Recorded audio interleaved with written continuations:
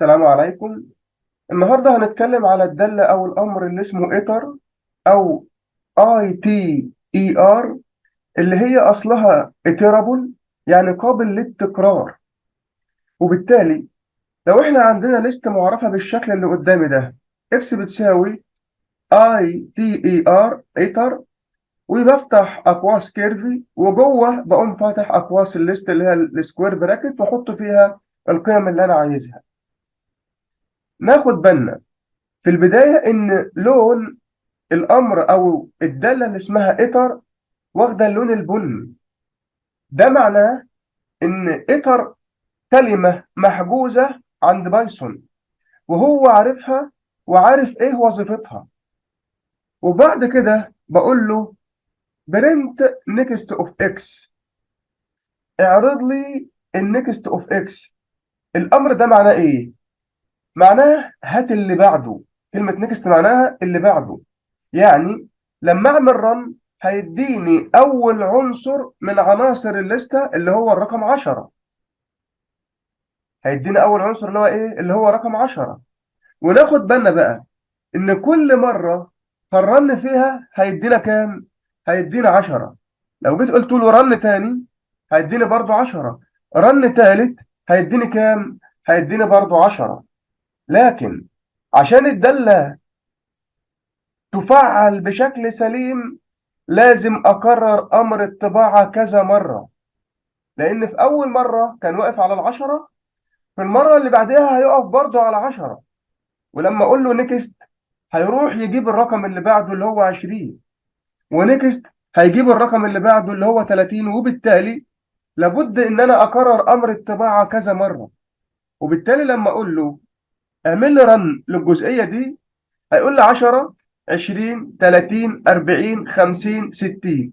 طب يا دكتور ده لسه ما خلص لغاية ال90، أعمل إيه؟ لابد إن أنا أكرر برضو أمر الطباعة كذا مرة عشان خاطر يبدأ يجيب لي لغاية الآخر. وبالتالي لو جيت عملت كده وقلت له رن، هيرن ما لم أتجاوز عدد عناصر الإيه؟ الليست بتاعتي. جاب لي لغاية 90. واخد بالي؟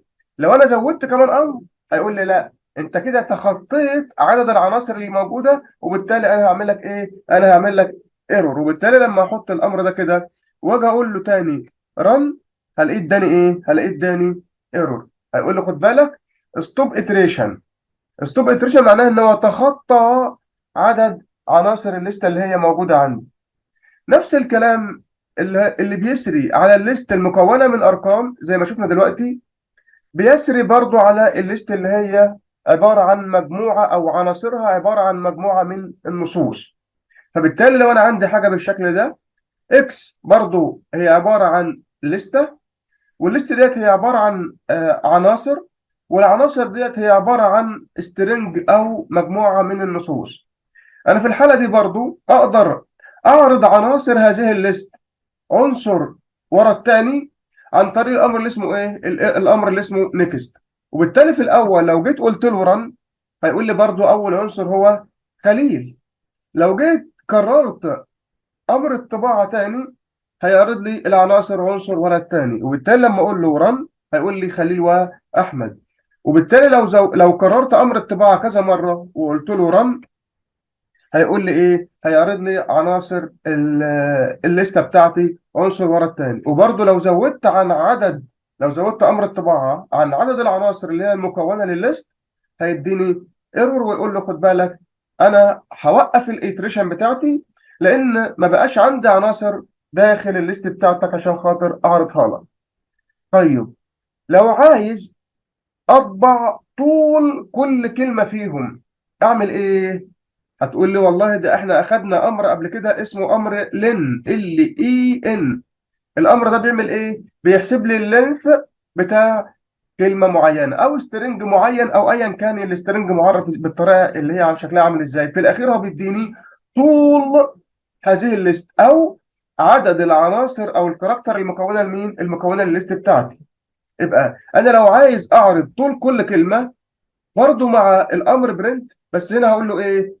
اعمل لي برنت اعرض لي لن LEN اوف النكست اوف اكس. في الحاله دي هيعرض لي طول كل كلمة. وبالتالي لما أقول له رن الجزئية دي، هيقول لي والله ده خليل مكونة من 6 أحرف، وأحمد مكونة من 5 أحرف، وعلي مكونة من 3 أحرف، ومحمد من 7، وإبراهيم من 7، وعبد الله من 7. ده لو أنا حبيت أعرض طول كل كلمة. طب لو أنا عايز حرف معين من الكلمة أعمل إيه؟ أنا دلوقتي مش عايز أعمل أو أعرض أو أطبع الكلمة كلها، ده أنا عايز فقط حرف معين من الكلمة. ممكن أقول له بقى هات لي الحرف الأول من الكلمة، هات لي الحرف الثاني من الكلمة، هات الحرف الثالث من الكلمة، وهكذا. وبالتالي لو أنا عايز أعرض أول حرف من كل كلمة، أنا هقول له مثلا، هقول له نيكست أوف إكس دي هتحطها في متغير اسمه إيه، وبعد كده برنت A اوف 0.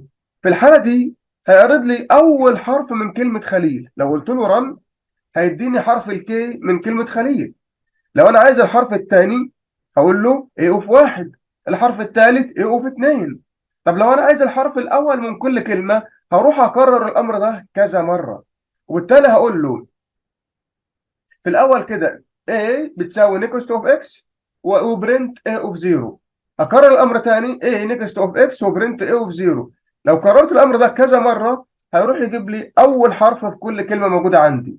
فقال لي أول حرف في كلمة خليل هي K، أول حرف في كلمة أحمد هي A، أول حرف في كلمة علي هي A، أول حرف في محمد M، في إبراهيم هي I، في عبد الله هي A. ده لو أنا عايز أجيب حرف واحد من كل كلمة وهو أول حرف. يعني أنا مخصص أهو عايز أول حرف في كل كلمة.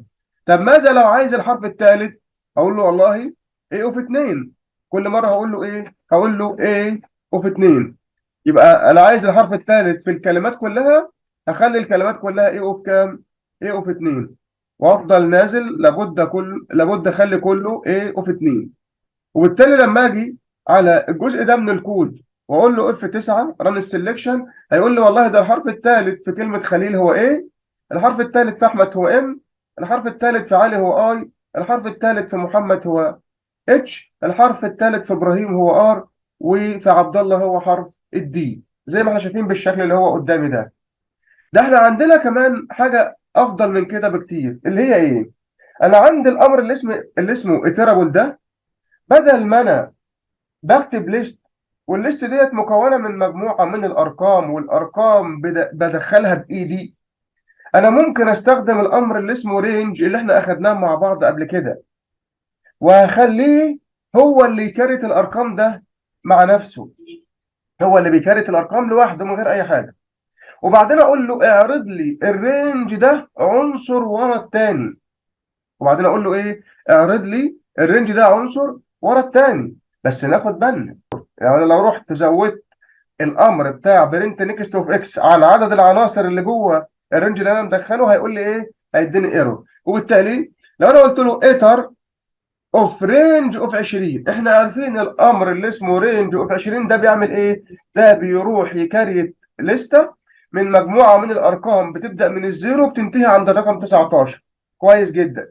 بعد كده بقول له برنت نيكست اوف ايه اوف اكس، يبقى هو الاول هيبدا برقم زيرو. بعد كده بقول له نيكست اوف اكس رقم واحد اثنين لغايه ما اوصل لاخر رقم.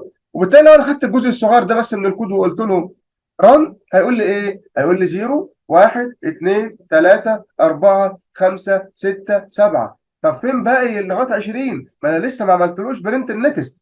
وبالتالي لابد احدد الجزء كله اللي انا من الكود عشان يقرا العدد الكلي داخل ايه؟ داخل الرينج بتاعي. وبالتالي لو انا رحت قلت له رن في الحاله دي، هيقول لي ايه؟ هو خلص. فجاب لي هنا في الكونسول بتاعي من 0 لغايه 19 زي ما احنا شايفين كده. ادي الزيرو اهو، الواحد الاثنين الثلاثه الاربعه، وفضل ماشي ماشي ويعرض لي في الارقام لغايه ما وصل لل 19. بعد كده لما خلص عمل لي حاجه اسمها تريس باك، بس قال لي خد بالك انا خلصت، وهعمل حاجه اسمها ستوب اليتريشن، هوقف الاتريشن بتاعتي. لو زودت عن كده هعمل لك ايه؟ هدي لك ايرور. ليه؟ لان انت قايل لي الرينج بتاعك فقط من 0 ل 20، انت قايل الرينج اوف 20، فانا هعرض لك الارقام من 0 لغايه 19. اكتر من كده مش هقدر. ده احنا كمان اكتر من كده ينفع نعمل نفس الحاجات اللي كنا بنعملها في الرينج. ايه اللي كنا بنعمله في الرينج؟ كنا بنقول ان مش دايما انا لازم ابتدي الرينج بتاعي من زيرو وانتهي عند قبل الرقم اللي هو الاخير بواحد اللي انا مديله ده بواحد. لا، ده انا ممكن اقول له رينج اوف 55 و3. الله الله الله اهو. معناها ايه؟ بقول له ابدا من الرقم 5 وانتهي عند الرقم 49، وكل مره خد رقم وسيب رقمين، لان انا بقول له الخطوه بتاعت الثلاثه، الستيب بتاعت الثلاثه. يبقى ابدا من 5 وزود رقمين وانتهي عند 49. يبقى هو هيروح يبدأ من الخمسة ويسيب الستة والسبعة وياخد الثمانية، وهكذا لغاية اما يخلص لغاية الايه ال 49. وبالتالي لما اقول له ران الجزء ده هيقول لي 5 8 11. ليه؟ لأن هو بدأ من 5 وستيب 3، معناها ان هو هيسيب رقمين، هيسيب 6 و7 وياخد الثمانية، يسيب 9 و10 ياخد 11، يسيب 12 و13 وياخد 14، وهكذا لغايه ما نوصل لكام؟ ل 49. حد هيقول لي طيب دلوقتي انت ما وصلش ل 49، ده انت ده واقف عند 26.